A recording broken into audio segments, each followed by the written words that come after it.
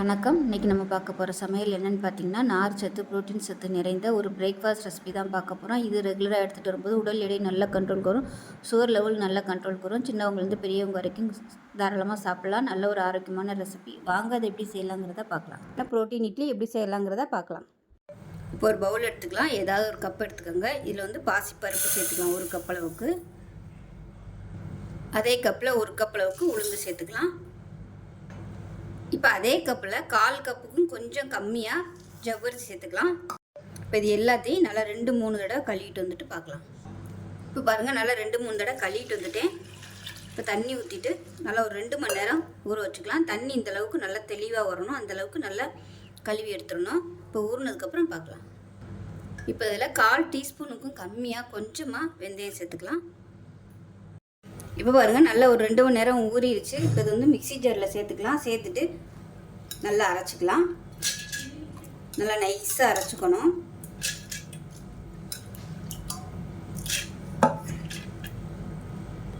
இப்போ இதில் கொஞ்சமாக உப்பு சேர்த்துக்கலாம். இதை அரைச்சிட்டு வந்துட்டு பார்க்கலாம். தேவைப்பட்டுச்சுன்னா இந்த ஊற வச்ச தண்ணியை வந்து கொஞ்சம் கொஞ்சமாக ஊற்றி அரைச்சிக்கலாம். இப்போ பாருங்கள், நல்லா அரைச்சி கொண்டு வந்துட்டேன்.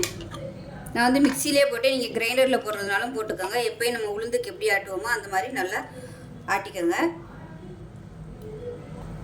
இப்போ மிக்சியை அலசிட்டு கொஞ்சமாக தண்ணி சேர்த்துக்கலாம். சேர்த்துட்டு இது வந்து நல்லா கை வச்சு நல்லா கரைச்சி விட்டுக்கலாம். நம்ம இட்லி மாவுக்கு எப்படி கரைப்போமோ அது மாதிரி கை வச்சு நல்லா கரைச்சிக்கோங்க. உப்பு வந்து அரைக்கையிலே போட்டாச்சு. இப்போ நல்லா கை வச்சு கரைச்சிட்டேன். இது வந்து நல்லா ஒரு 5 மணி நேரம் புளிக்கட்டும். சிறு பருப்பு ஐட்டம் எல்லாமே இது வந்து நல்லா கை வச்சு கரைச்சாச்சு. நான் வந்து மிக்சியில் வந்து போட்டதுனால கொஞ்சம் சூடாக இருக்குது. இதுவே நீங்கள் மிக்சியில் தான் போட போகிறீங்கன்னா ஐஸ் க்யூப் சேர்த்துக்கோங்க. இல்லைனா ஒரு 2 மணி நேரம் ஊற வைக்கும் போதே நீங்கள் ஃப்ரிட்ஜில் ஊற வச்சிட்டிங்கன்னா உங்களுக்கு நல்லா ஜில்லுன்னு இருக்கும், டேஸ்ட்டும் நல்லாயிருக்கும். அப்படி இல்லைன்னா நீங்கள் கிரைண்டரில் போட்டுக்கலாம். இப்போ நம்ம வந்து மிக்சியில் போட்டதுனால அந்த சூட்டுக்கே சீக்கிரமாகவே புளிக்க ஆரம்பிச்சிடும். இப்போவே உங்களுக்கு நல்ல பபுள்ஸ்லாம் வர ஆரம்பிக்குது பாருங்கள். சீக்கிரமாகவே புளிச்சிடும். பக்கத்துலேயே இருந்து பார்த்துக்கோங்க. நல்லா ஒரு 5 மணி நேரம் புளிச்சதுக்கப்புறம் பார்க்கலாம். இப்போ ஒரு கடாய் எடுத்துக்கலாம். கொஞ்சமாக எண்ணெய் விட்டுக்கலாம். எண்ணெய் நல்லா சூடாயிருச்சு. நல்லா 1 டேபிள் ஸ்பூன் அளவுக்கு உளுந்து சேர்த்துக்கலாம். 1 டேபிள் ஸ்பூன் கடலைப்பருப்பு சேர்த்துக்கலாம்.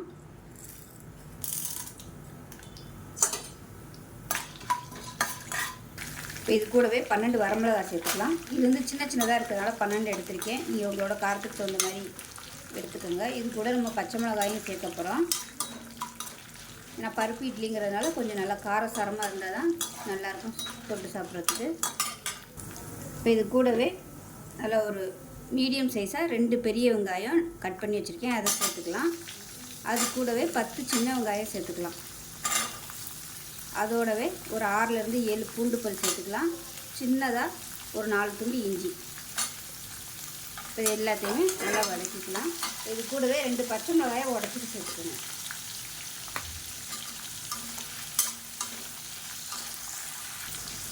வெங்காயம் வதங்குறதுக்கு உப்பு சேர்த்துக்கலாம்.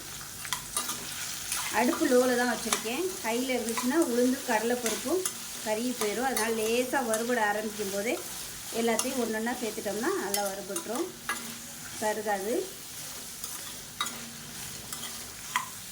இது கூடவே புளி சின்ன துண்டு சேர்த்துக்கலாம். இப்போ வெங்காயம் ஓரளவுக்கு வதங்கிருச்சு. மீடியம் சைஸாக நல்லா ஒரு 3 தக்காளி கட் பண்ணதை சேர்த்துக்கலாம்.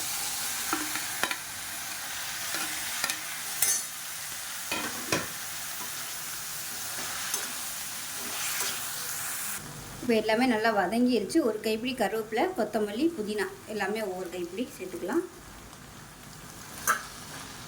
சேர்த்துட்டு லேசாக ஒரு புரட்டிக்கலாம். அது கூடவே ஒரு 1/4 கப் அளவுக்கு துருவன தேங்காய் இதையும் சேர்த்து நல்லா பரட்டி விட்டுட்டு கேஸ் அமர்த்திடலாம். கொத்தமல்லி புதினாலாம் ரொம்ப வதக்கணும்னு அவசியம் இல்லை, லேசாக வதக்கணும் நிறைய பேர்.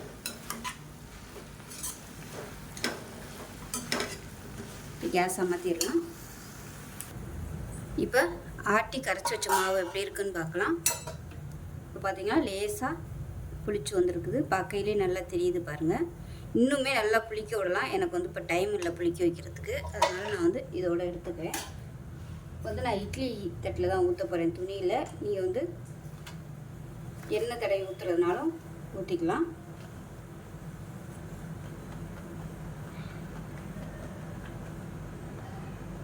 நம்ம ஊற்றிக்கலாம். இதுக்கு வந்து தாளிப்பு கொடுக்குறதுனாலும் கொடுத்துக்கலாம், அதுவும் நல்லாயிருக்கும். இல்லை இப்படியே ப்ளைனாக சாப்பிட தான் பிடிக்குது, எண்ணெயெல்லாம் ஊற்ற வேணாம் அப்படின்னு நினச்சிங்கன்னா இப்படியே கூட பண்ணிக்கலாம். தாளிக்கிறதுனா வெங்காயம், கடுகு, உளுந்து, பெருங்காயம், கடலைப்பருப்பு, கருவேப்பிலை, கொத்தமல்லி, பச்சை மிளகாய் இது எல்லாத்தையும் நல்லா பொடியை நறுக்கிட்டு தாளிச்சிட்டு அப்படியே அது மேலே கொட்டி அப்படியும் பண்ணலாம். இன்றைக்கி எல்லாருக்குமே இந்த இட்லி தான் ஹை ப்ரோட்டீன் இட்லி.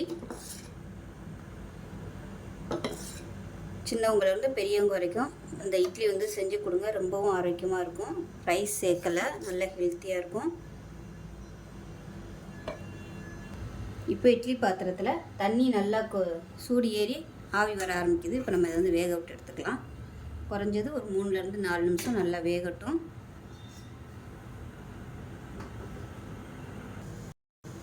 இப்போ நமக்கு சட்னி ரெடி ஆயிடுச்சு. இப்போ மிக்ஸி அலசிட்டு தண்ணி சேர்த்துக்கலாம். இது கெட்டியாகவும் அரைச்சிக்கோங்க. நான் வந்து இன்றைக்கி தண்ணியாக தான் அரைச்சிருக்கேன். ஏன்னா இட்லிக்கு ஊற வச்சு சாப்பிடும்போது டேஸ்ட் நல்லா அட்டகாசமாக இருக்கும் அந்த சட்னி. இப்போ கடுகு, உளுந்து, கருவேப்பிலை போட்டு தாளிச்சதை கொட்டிக்கலாம். அவ்வளோதான், சூப்பரான கதம்ப சட்னி ரெடி ஆயிடுச்சு.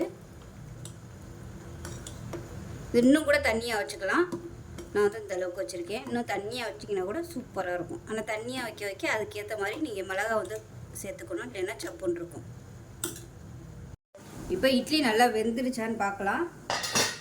கரண்டி வச்சுக்கோங்க. கரண்டி வச்சு லைட்டாக இப்படி குத்தி பாருங்கள். இதில் நம்ம எப்பயும் பார்க்குற மாதிரி இப்படி தொட்டு பார்த்திங்கனாலே தெரியும் இட்லி நல்லா வெந்துருச்சு. எடுத்துடலாம். நல்லா சுட சுட பாசிப்பருப்பு இட்லி ரெடி ஆயிடுச்சு. ஸோ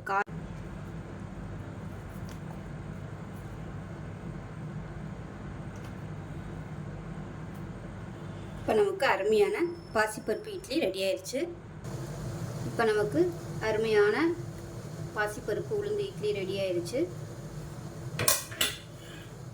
இந்த சட்னியோட தொட்டு சாப்பிட்றதுக்கு அருமையாக இருக்கும். ஸோ டயபெட்டிக்காக இருக்கிறவங்க கண்டிப்பாக அந்த இட்லியை வந்து ட்ரை பண்ணுங்கள். ரொம்பவே சூப்பராக இருக்கும். நல்லாவும் கண்ட்ரோல் ஆகும். சுகர் லெவல் ஏறாது. எல்லாருமே சாப்பிட்லாம். ஆனால் பச்சை பயிறு குழிப்பணியாரம் எப்படி செய்யலாங்கிறத பார்க்கலாம். இப்போ பார்த்திங்கன்னா மெஷரிங் கப்பில் 1 கப் அளவுக்கு பச்சை பயிர் வந்து நல்லா 6 மணி நேரம் ஊற வச்சுக்கோங்க. அதே போல் 1 கப் அளவுக்கு எந்த கப்பில் எடுக்கிறீங்களோ அதே கப்பில் 1 கப் அளவுக்கு அரிசி, நார்மல் அரிசி எடுத்துருக்கலாம். நான் வந்து பாரம்பரிய அரிசியான தூயமல்லி அரிசி எடுத்திருக்கேன். உங்களோட ஆப்ஷனோட தான், கிடைச்சா யூஸ் பண்ணுங்கள், இல்லைன்னா நார்மல் அரிசியை யூஸ் பண்ணிக்கலாம். 1/2 கப் அளவுக்கு உளுந்து, பச்சை பயிர் வந்து நல்லா ஒரு 6லேருந்து 7 மணி நேரம் ஊற வைக்கணும். அரிசியும் உளுந்தும் 2 மணி நேரம் ஊற வச்சிங்கன்னா போதும். நல்லா ஊறினதுக்கப்புறமா எப்பயும் போல் நம்ம இட்லிக்கு அரைக்கிற மாதிரி உளுந்து தனியாகவும் இதை ரெண்டையும் ஒன்றாவும் ஆட்டிட்டு பார்க்கலாம். அரைச்சி வச்சுருந்த மாவு எப்படி இருக்குதுன்னு பார்க்கலாம். இப்போ பார்த்திங்கன்னா நல்லா ஒரு 6லேருந்து 7 மணி நேரம் ஆயிடுச்சு. பாருங்கள், சூப்பராக வந்துருச்சு. பாருங்கள், நல்லா பொங்கி வந்துருச்சு. இப்போவே பொங்கி வந்துருச்சு. இப்போ மணி பார்த்திங்கன்னா 7 தான் ஆகுது. ஒரு 12:30 மணி போல் கரைச்சி வச்சேன். அதுக்குள்ளே நல்லா பொங்கிருச்சு. இது கூட தான் நான் நார்மல் இட்லி மாவு அரைச்சேன். அது இன்னும் பொங்கலை. இது நல்லா பொங்கிருச்சு. பாருங்கள், பருப்பு சேர்த்துருக்கறதுனால சீக்கிரமாகவே புளிப்பு ஏறிடும். இப்போ லேசாக கலந்து விட்டுக்கலாம். இப்போ ஒரு பேன் எடுத்துக்கலாம். தேவையான அளவுக்கு எண்ணெய் விட்டுக்கலாம். எண்ணெய் சூடானதும் 1 டீஸ்பூன் கடுகு, 1 டீஸ்பூன் உளுந்து, 1 டீஸ்பூன் கடலைப்பருப்பு சேர்த்துக்கலாம். கொஞ்சமாக கருவேப்பிலை சேர்த்துக்கலாம். ஒரு 2 பச்சை மிளகாய் பொடியாக கட் பண்ணதை சேர்த்துக்கலாம். 1/4 கப் பொடியாக நறுக்கின வெங்காயம் சேர்த்துக்கலாம். இப்போ இதில் 1 டேபிள் ஸ்பூன் வர மாதிரி துருவின கேரட் சேர்த்துக்கலாம். அதே மாதிரி நல்லா 1 டேபிள் ஸ்பூன் வர மாதிரி பொடியாக கட் பண்ண பீன்ஸ் சேர்த்துக்கலாம். அதே போல் 1 டேபிள் ஸ்பூன் நறுக்குனா முட்டைக்கோஸ்.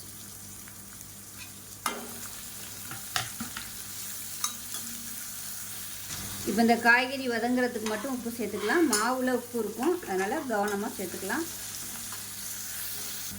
இப்போ இது எல்லாமே நல்லா வதங்கிடுச்சு. கேஸ் அமர்த்திடலாம். அமர்த்திட்டு 1 டேபிள் ஸ்பூன் துருவின தேங்காய் சேர்த்துக்கலாம். அது கூடவே கொஞ்சமாக ஒரு கை கொத்தமல்லி இலை சேர்த்துக்கலாம். இந்த சூட்லேயே இதை போட்டு லேசாக வதக்கிக்கலாம். இப்போ நம்ம வதக்கி வச்சுருக்கதை இந்த மாவில் சேர்த்துக்கலாம்.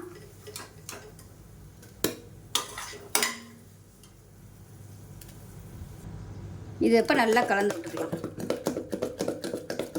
கெட்டியாக இருந்துச்சுன்னா தண்ணி ஊற்றிக்கலாம். இப்போ ஒரு பனியாரக்கல் வச்சுட்டு சூடானதும் எல்லா குழியிலையும் எண்ணெய் விட்டுக்கோங்க. இதை கொஞ்சம் கொஞ்சமாக ஊற்றிக்கலாம்.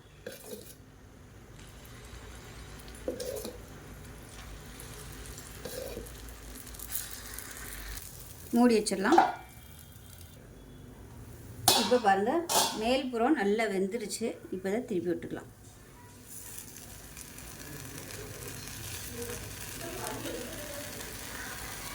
இதில் உங்களுக்கு விருப்பம் இருந்துச்சுன்னா நீங்கள் நெய் கலந்து கூட சுடலாம். நல்லா ஃப்ளேவராக இருக்கும்.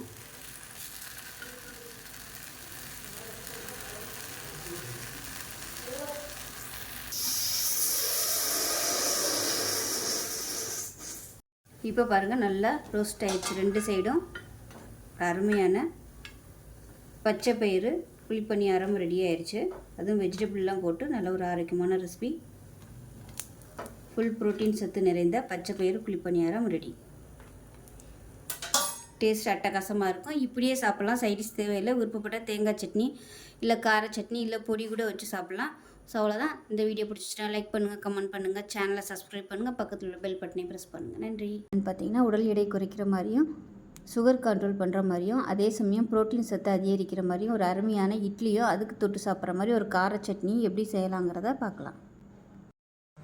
இப்போ பார்த்திங்கன்னா மெஷரிங் கப்பில் 1 கப் அளவுக்கு பச்சை பயிர் வந்து நல்லா 6 மணி நேரம் ஊற வச்சுக்கோங்க.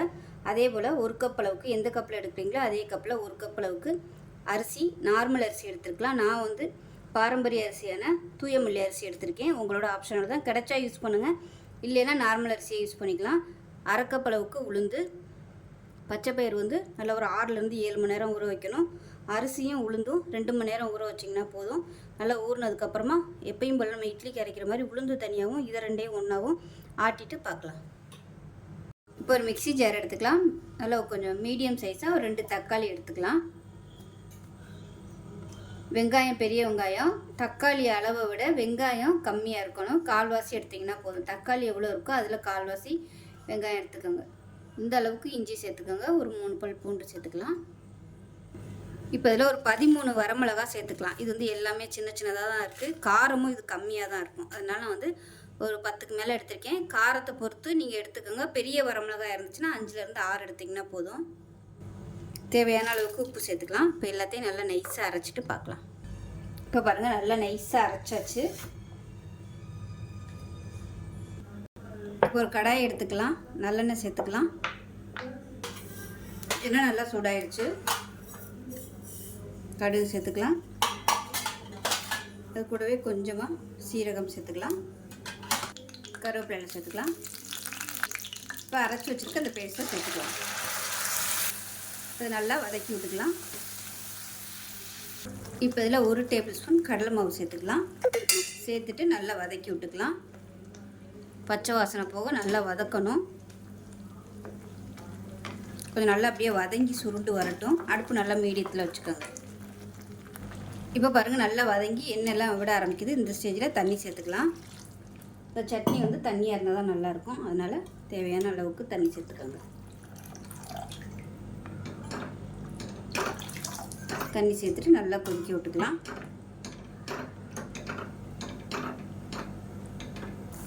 இப்போ சட்னி நல்லா கொதிக்க ஆரம்பிச்சிருச்சு. பச்சை வாசனை போக பாருங்கள், இந்த மாதிரி நுரை வந்துருச்சுன்னா நல்லா பச்சை வாசனை போக கொதிச்சிருச்சுன்னு அர்த்தம். அமர்த்திடலாம். இப்போ நம்ம கரைச்சி வச்சுருந்த மாவு எப்படி இருக்குதுன்னு பார்க்கலாம். இப்போ பார்த்திங்கன்னா நல்லா ஒரு 6லேருந்து 7 மணி நேரம் ஆயிடுச்சு. பாருங்கள், சூப்பராக வந்துருச்சு. பாருங்கள், நல்லா பொங்கி வந்துருச்சு. இப்போவே பொங்கி வந்துருச்சு. இப்போ மணி பார்த்திங்கன்னா 7 தான் ஆகுது. ஒரு 12:30 மணி போல் கரைச்சி வச்சேன். அதுக்குள்ளே நல்லா பொங்கிருச்சு. இது கூட தான் நான் நார்மல் இட்லி மாவு அரைச்சேன். அது இன்னும் பொங்கலை. இது நல்லா பொங்கிருச்சு. பாருங்கள், பருப்பு சேர்த்துறதுனால சீக்கிரமாகவே புளிப்பு ஏறிடும். இப்போ லேசாக கலந்து விட்டுக்கலாம்.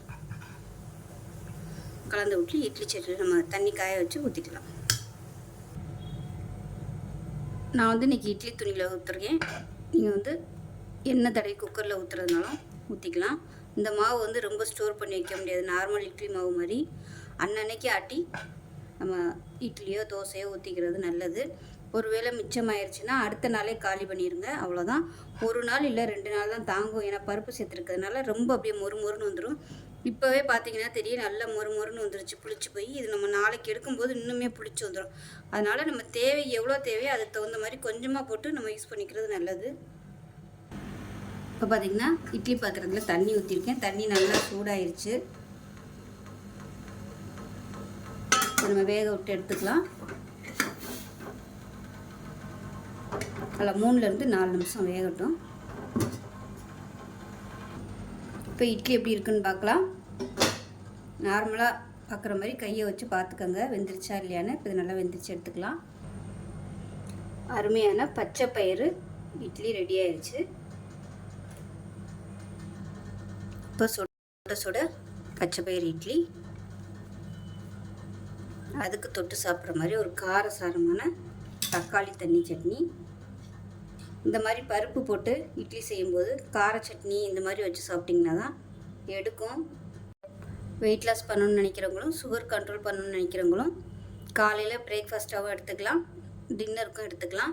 ரொம்பவும் ஆரோக்கியமாக இருக்கும். சின்ன குழந்தைகளுக்குலாம் இது மாதிரி இட்லி செஞ்சு கொடுங்க. நார்மல் இட்லியை விட இந்த மாதிரி பச்சை பயிர் சேர்த்து இட்லி செஞ்சு கொடுக்கும்போது நல்ல எதிர்ப்பு சக்தியும் கிடைக்கும், நல்லா ஆரோக்கியமாக இருப்பாங்க, ப்ரோட்டீன் சத்தும் நல்லா அதிகரிக்கும். ஸோ இதே மாதிரி செஞ்சு பாருங்கள். செஞ்சு பார்த்துட்டு எப்படி வந்துச்சுங்கிறத சொல்லுங்கள். வீடியோ பிடிச்சிச்சுன்னா லைக் பண்ணுங்கள், கமெண்ட் பண்ணுங்கள், சேனலை சப்ஸ்கிரைப் பண்ணுங்கள், பக்கத்தில் பெல் பட்டனையும் ப்ரெஸ் பண்ணுங்கள். நன்றி. எப்படி செய்யலாங்கிறத பார்க்கலாம். ஒரு மிக்ஸி ஜார் எடுத்துக்கலாம். மீடியம் சைஸாக ஒரு பெரிய வெங்காயம் கட் பண்ணதை சேர்த்துக்கலாம். அது கூடவே காரத்துக்கு தேவையான அளவுக்கு ஒரு 6லேருந்து 7 வரமிளகாய் சேர்த்துக்கலாம். ஒரு 4 பல் பெரிய பல்லாக பூண்டு சேர்த்துக்கலாம். ஒரு சின்ன துண்டு புளி சேர்த்துக்கலாம். கொஞ்சமாக கருவேப்பிலையில் சேர்த்துக்கலாம். மீடியம் சைஸாக 2 தக்காளி சேர்த்துக்கலாம். பெருசாக இருந்தால் 1 சேர்த்துக்கோங்க. இது கூடவே கொஞ்சமாக சீரகம் சேர்த்துக்கலாம். இப்போ இது எல்லாத்தையும் அரைச்சிட்டு வந்துட்டு பார்க்கலாம். தண்ணி ஊற்ற வேணாம். இப்போ பாருங்கள், இந்த அளவுக்கு கெட்டியாக அரைச்சிக்கோங்க. தண்ணி ரொம்ப ஊற்றக்கூடாது. ஏன்னா இதை நம்ம மாவில் கலக்க போகிறோம். இப்போ தண்ணியாக இருந்துச்சுன்னா மாவு ரொம்ப தண்ணியாயிரும். இப்போ பாருங்கள், ஒரு பவுலில் ஒரு 4லேருந்து ஒரு 5 தோசை வர்ற மாதிரி மாவு எடுத்துருக்கேன். இப்போ நம்ம அரைச்சி வச்சுருக்க அந்த தக்காளி பேஸ்ட்டு இப்போ இந்த மாவில் சேர்த்துடலாம்.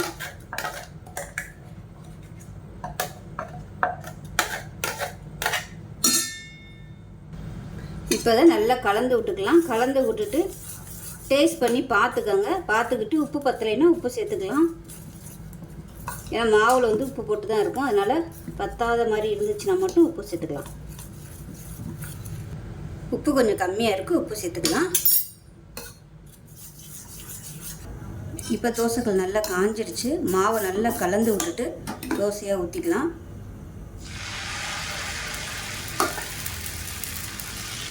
இது நல்லா மெல்லிஸாக இருக்கிறதுக்கு சூப்பராக வரும்.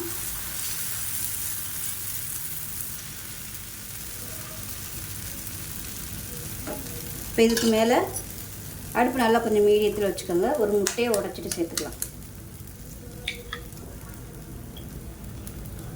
சேர்த்துட்டு ஸ்பூன் வச்சு நல்லா எல்லா இடமும் ஸ்ப்ரெட் பண்ணி விட்டுக்கோங்க.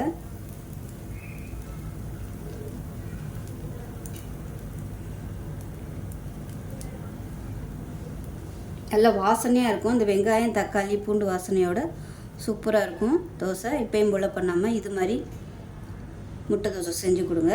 நல்லா விரும்பி சாப்பிடுவாங்க. இதில் விருப்பப்பட்டால் நீங்கள் கொத்தமல்லியில் கூட கொத்தமல்லியில் கூட நீங்கள் பொடியை கட் பண்ணி சேர்த்துக்கோங்க. நல்லா அழகாக இருக்கும். இன்னும் நல்லா ஃப்ளேவராகவும் இருக்கும். இப்போ இதில் மேலாப்பில் எண்ணெய் விட்டுக்கலாம்.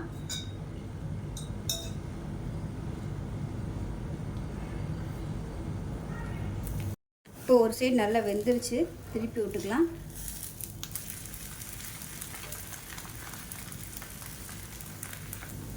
இப்போ நமக்கு சூப்பரான தோசை ரெடி ஆயிடுச்சு. பிளேட்டுக்கு மாற்றிக்கலாம். பாருங்கள், பார்க்கவே கலர்ஃபுல்லாக இருக்குது. நல்லா காரசாரமாக சாப்பிட்றதுக்கும் சூப்பராக இருக்கும். இதுக்கு நான் புளிக்குழம்பு வச்சுருக்கேன். தேங்காய் சட்னி வச்சு சாப்பிட்டிங்கன்னா சூப்பராக இருக்கும். ஸோ எப்பயும் போல் முட்டை தோசை பண்ணாமல் இது மாதிரி செஞ்சு பாருங்கள். செஞ்சு பார்த்துட்டு எப்படி வந்துச்சுங்கிறத சொல்லுங்கள். வீடியோ பிடிச்சின்னா லைக் பண்ணுங்கள், கமெண்ட் பண்ணுங்கள், சேனலை சப்ஸ்கிரைப் பண்ணுங்கள், பக்கத்தில் உள்ள பெல் பட்டனை ப்ரெஸ் பண்ணுங்கள். நன்றி.